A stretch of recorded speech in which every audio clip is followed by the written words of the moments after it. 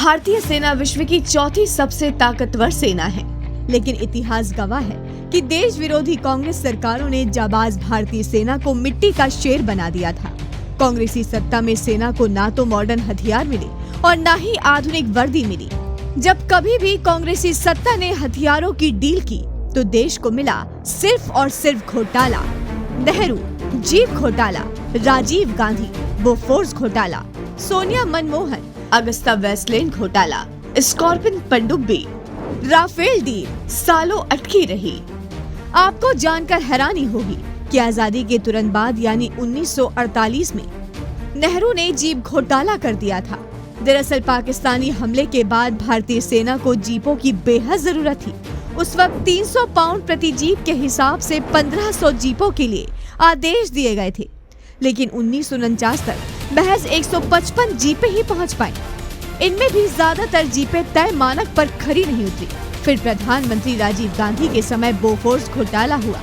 इसके बाद Agusta Westland helicopter घोटाला, राफेल घोटाले में भी कांग्रेस का नाम खूब बदनाम हुआ। मक्कार कांग्रेसी खुद तो बुलेट प्रूफ गाड़ियों में घूमते थे, लेकिन जवानों को बुलेट प्रूफ जैकेट तक नसीब नहीं थी। ये कांग्रेसी सत्ता की ही देन थी, जो डिफेंस से जुड़ा कामकाज सालों तक अंग्रेजों के अस्तबल से चलता रहा। लेकिन कांग्रेसी सत्ता जाते ही मोदी सरकार ने तीनों सेना को सशक्तिकरण करने का काम युद्ध स्तर पर किया।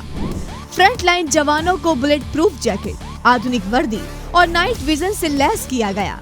Air force, Rafale fighter plane, Chinook helicopter, C-17 Globemaster विमान, Harop drone, army, S-400 missile defence system, T-90 Bhishma tank, SIG 716 assault rifle, Milan 2T BrahMos missile, SIG 216 बंदूक, navy, INS Kalvari 2017, INS Khanderi, पनडुब्बी 2019, एंटी टैंक गाइडेड मिसाइल। यही नहीं, अंग्रेजों के अस्तबल में चल रहे सेना के कार्यकाल की जगह नया हाईटेक कॉम्प्लेक्स बनाया गया। मोदी सरकार के 10 सालों में नया भारत इतना आत्मनिर्भर हो गया कि एक वक्त जिस कंपनी से हमने बोफोर्स तोप खरीदी थी, वो अब हमारे ही देश में बनी धनुष तोप को खरीदने के लिए लाइन में खड़ी है। आज हमारी सेना दुश्मन की मांद में घुसकर उन्हें भारतीय सेना के अदम्य साहस और ताकत का एहसास दिला रही है। 26 फरवरी 2019 एयरफोर्स के 12 मिराज 2000 फाइटर जेट्स ने LOC पार की और पाकिस्तान के बालाकोट में जैश-ए-मोहम्मद के आतंकी ठिकाने पर हमला किया।